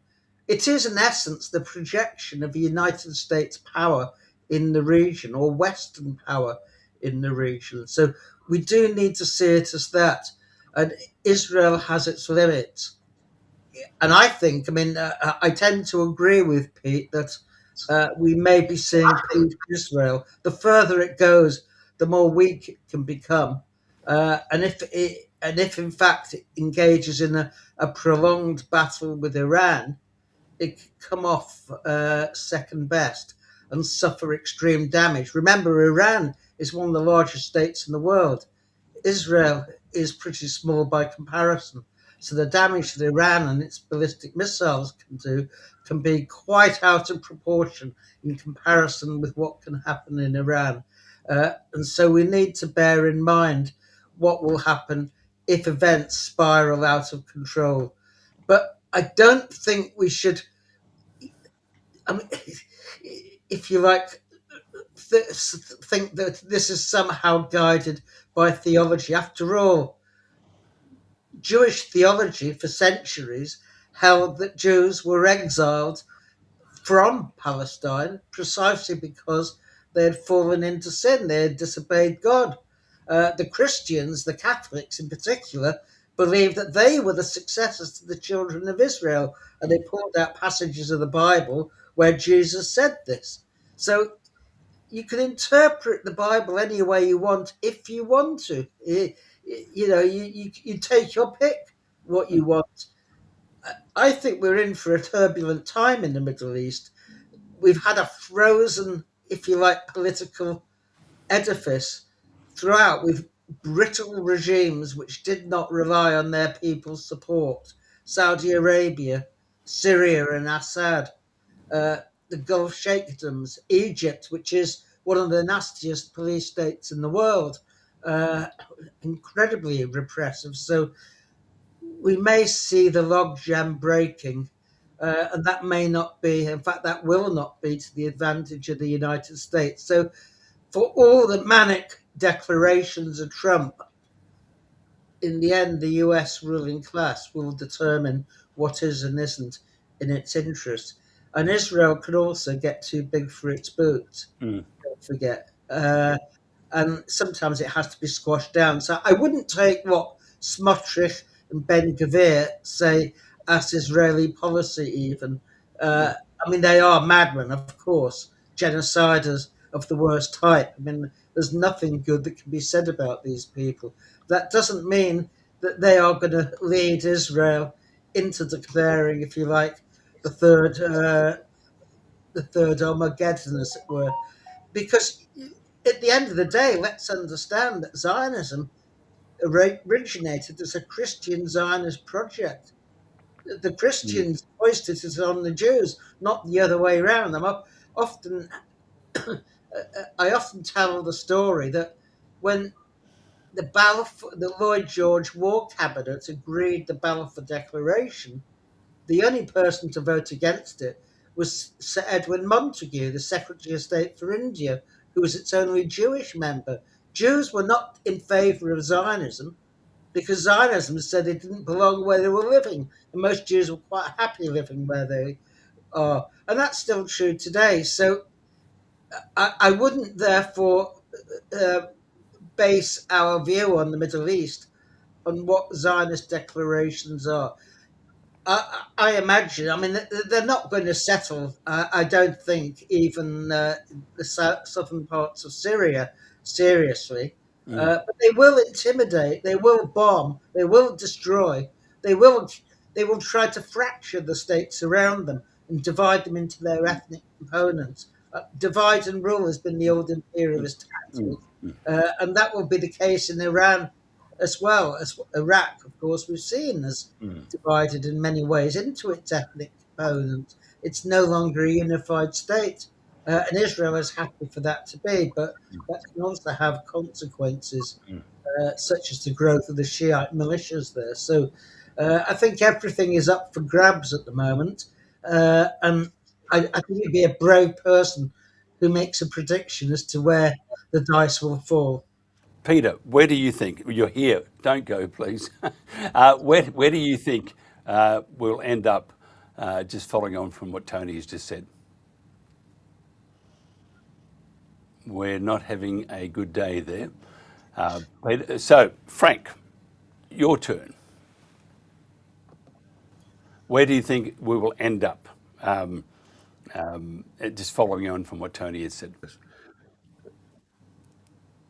Yeah, following on what Tony said, I feel that theological fanaticism is gaining force, and it's not just about Zionism or the support of Zionism. I don't think I agree with Tony. I don't think Smotrich and Ben Gvir might be really in charge of the Israeli cabinet, but they have a lot of power and they in very important places.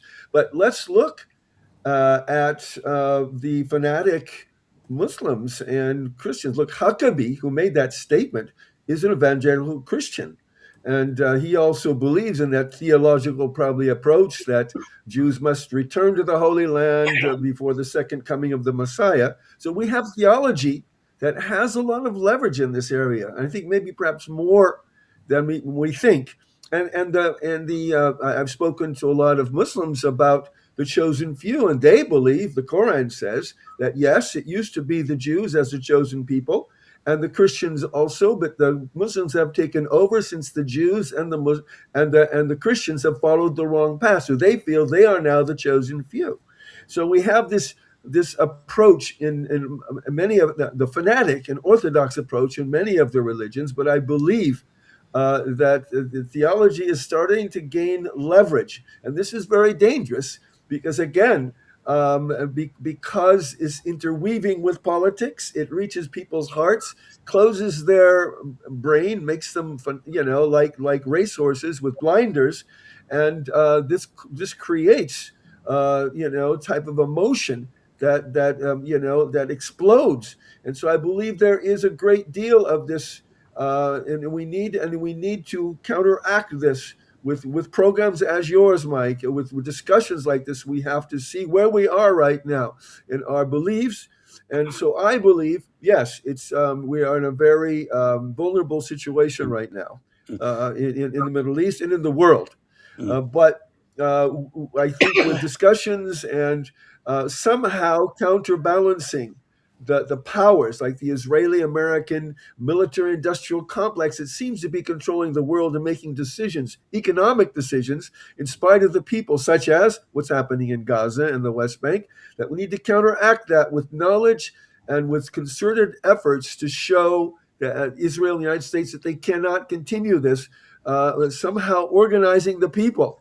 And I don't know how that can be, Mike, but we have to do something, such as in 2 weeks, I will be in Barcelona for the Samud 2, and we are planning with many more boats now, at least giving it another try, with lots of food, water, and medication, and doctors, and engineers, and people who plan to stay in Gaza, if we can get into Gaza to help the Gazan people to reconstruct in their way, as opposed to being imposed by the Israeli and the American way. These are tangible attempts to try to do something, kind of desperate, I would say, since the same result might happen. We might be all thrown in prison like it happened with the Handala and also with the last Samud, but taking tangible steps to counterbalance this, as well as these discussions like your platforming here, Mike, is so important that hopefully we can counterbalance the control of the world, become slaves to this money, these money interests that seems to say it's okay, we're making money, and then literally excluding human beings. Peter Ford's come back. I'm just going to wing this one. Peter, you can hear us, I hope. No, we can see you sort of. Oh, you can. Sorry about this, Peter. We have connectivity. I think, but go ahead.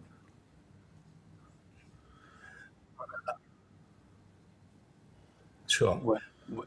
I think we're seeing classical hubris on the part of America and Israel. We're seeing overweening pride and overreach. And we may see this come to a peak within days, because if America does launch an unprovoked attack on Iran, the rest of the world will not follow.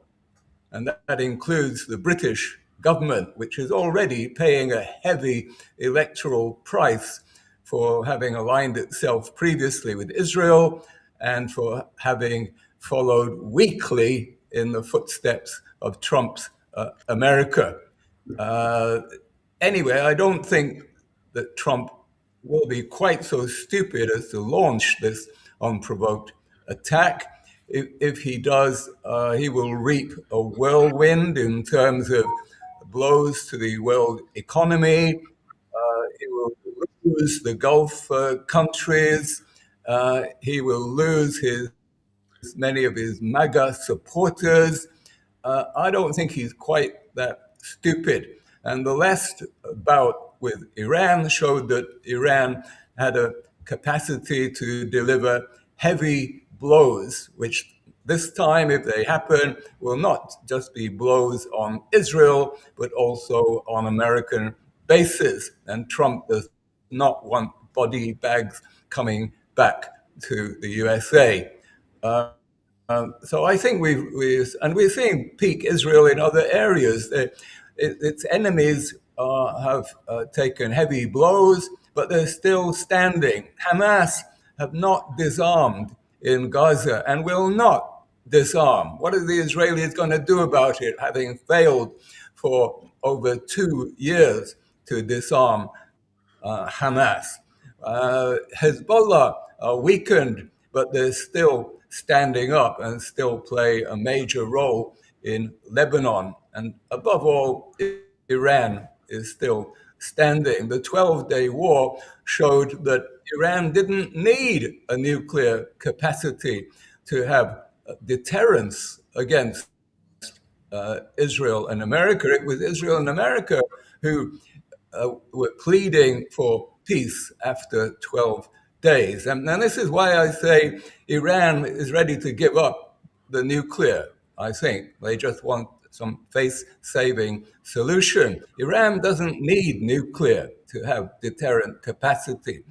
In fact, the two lessons of the 12-day war were that, one, Israel's nuclear capacity served no purpose whatsoever. It didn't deter Iran from doing existential damage to Israel. And number two, that Iran didn't need nuclear in order to deliver major damage to Israel.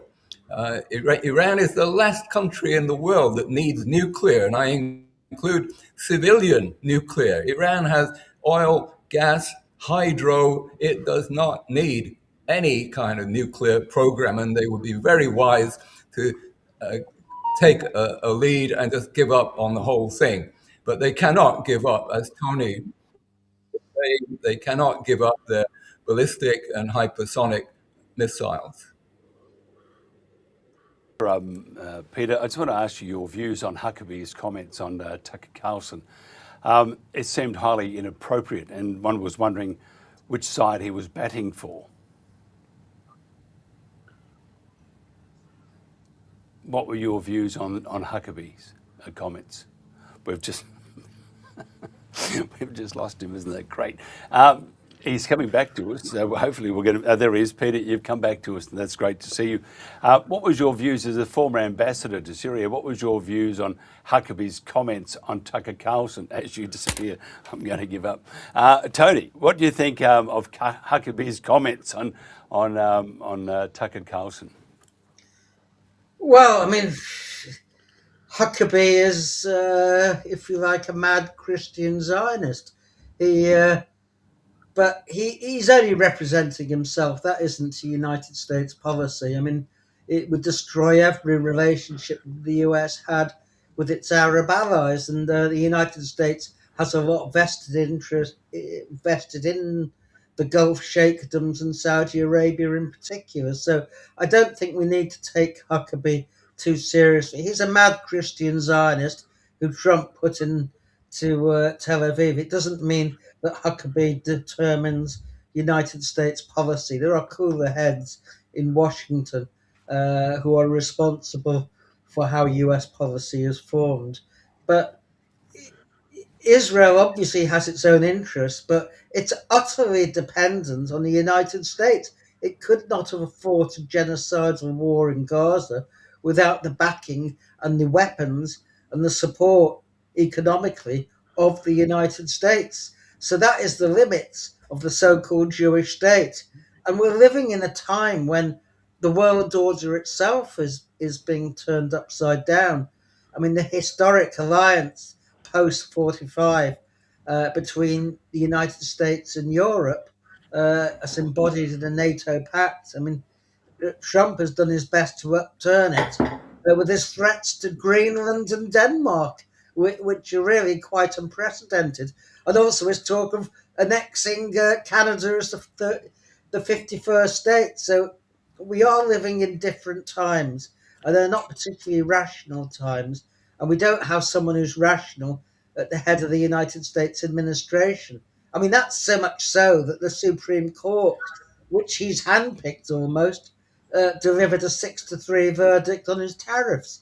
They're not very popular in the United States, primarily because they're attacks on US consumers. So I think Trump has enough problems as it is. He may go to war, one can't predict, but I think he will weigh it up. And those closest to him, including his chiefs of staff and generals, they will weigh it up and look at the benefits and the debits of an unprovoked attack on Iran. But I mean, when it comes to God and theology, I mean, Bob Dylan got it right when he said every nation has God on its side, and that's true. No one goes to war without God, but God doesn't win every battle, and that's the problem that they face. And Israel, it can certainly try to dominate the region, but it can't settle Iraq, Saudi Arabia, Syria, Lebanon, and so on. It simply doesn't have the power. And the greater it extends itself, the weaker it becomes. I mean, that was the case with the Roman Empire. And the Jewish Empire is no different, or the Zionist Empire to be precise. And you're also seeing an unparalleled dissent amongst Jews in the diaspora. I mean, you look at the opinion polls in the United States, the biggest Jewish community in the world. 40% believe Israel is committing genocide. An equivalent number of young Jews think that Israel is an apartheid state. So, in many ways, I mean, Netanyahu was right when he said that the base of support for Zionism in the United States is not the Jewish, but the Christian Zionist community, the most imperialistic and atavistic of all. So, I think we sometimes need to, if you like, not simply take people at their word, but also look to where the money is and where the interests are that are dictating what the United States and Israel, because Israel is an unruly child in a sense. Sometimes the US has to step in to curb its instincts. So, but my own view is not dissimilar to that of Pete, that and also Ilan Pape, that I think we are seeing the beginning of the end of Zionism, however long it takes and however many people die as a consequence. We saw the same in South Africa. The most bloody part of the apartheid rule was the end of it. And that's probably true with Israel as well. Peter, Zionism, I wouldn't predict it will last even a century. Peter, because we are now running out of time, and I do apologise. It's just been, you stayed there. Thank you so much. Where do you see the lay of the land? Where do you see the future? How's it going to look over the next, say, 12 months or 18 months?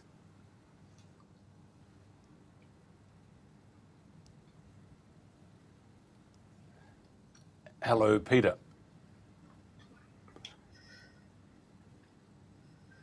Yes. Israel plays to a gallery of one. It plays to a gallery of one, that is the US Congress. As long as they have their Congress members under their thumb, they can do more or less what they want. But this headlock is being shaken now. Public opinion in the United States, especially among younger people, will eventually translate into votes in elections, especially if in Europe, European electorates move ahead of American opinion. And this is already happening here in Britain. I mentioned earlier the Green Party.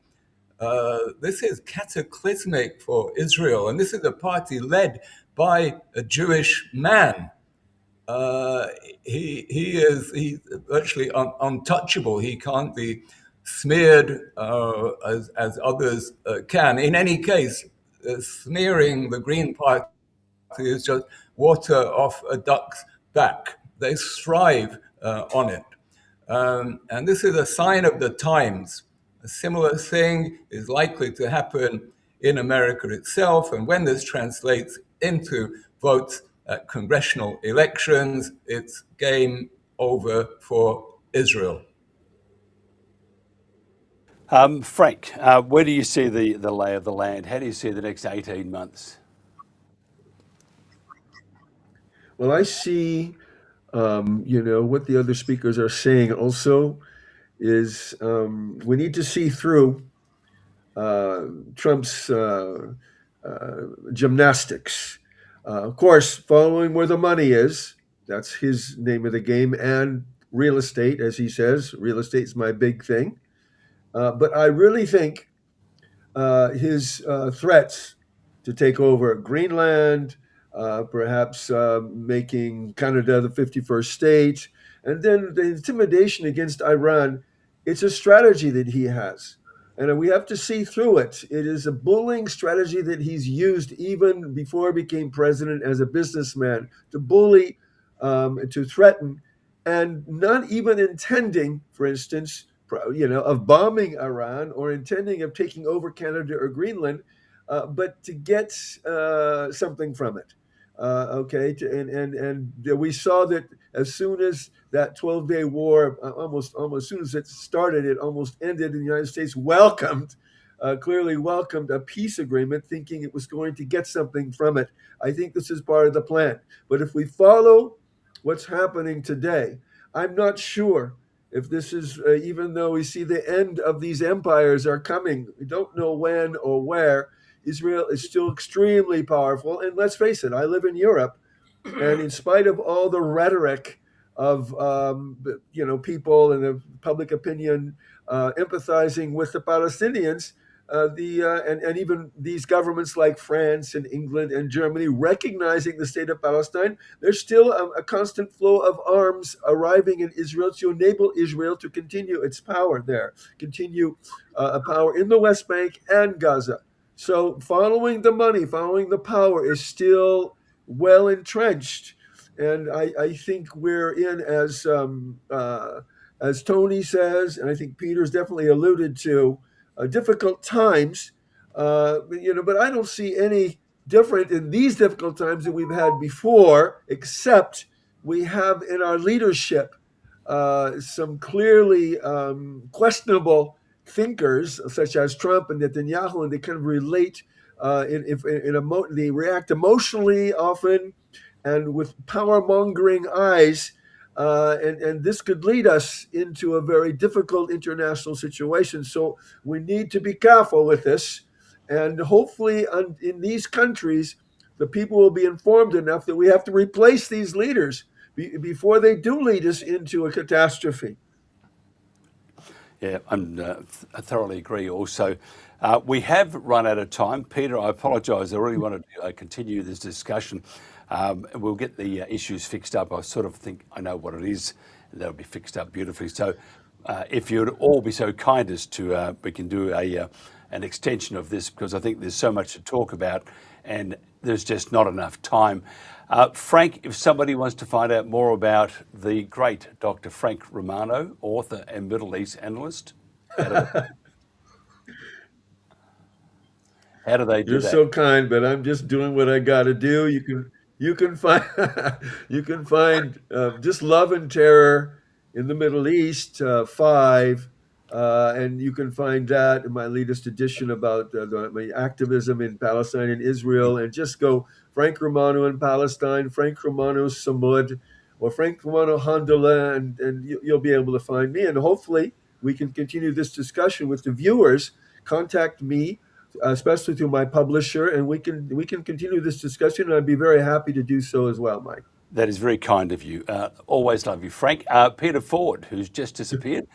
Peter will come back to me in 1 second. That's what's been happening all night. So we're just Harry comes back in again. Been one of those days, but Peter Ford, with his immeasurable experience, it's always valuable. But guess what? He's not coming back.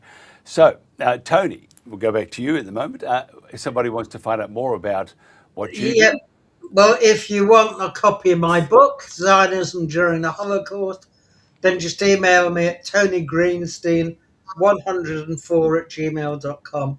And I give a potted history, in particular of the Zionist relations with anti-Semites and the Nazis and other baddies throughout the ages. Can I just say, what Trump reminds me of is nothing so much as a mafia boss who threatens every judicial authority that gets in his way. When you think of people like Kennedy as president and then you think of Trump, you see how far the United States has slid down the scale. And Peter Ford, you're here, and I'm watching you pop in and out, so it's making my heart beat too fast at the moment. He's just gone again, so we'll just give him 2 seconds, and hopefully Peter will come back. Here he is. He's popping back into the system, and now he's just been inserting another quarter into the... Peter Ford, if somebody wants to find out about you, how do they do that? No, it's not going to work. One of those days, folks. Thank you so much for your time. This has been The Protagonist. Challenges again. A great guest, Dr. Frank Romano, author and Middle East analyst Peter Ford, former ambassador to Syria, and Tony Greenstein, author, campaigner and historian. Thank you so much for putting up with us. We have appreciated your company. This is The World Today, and this has been The Protagonist.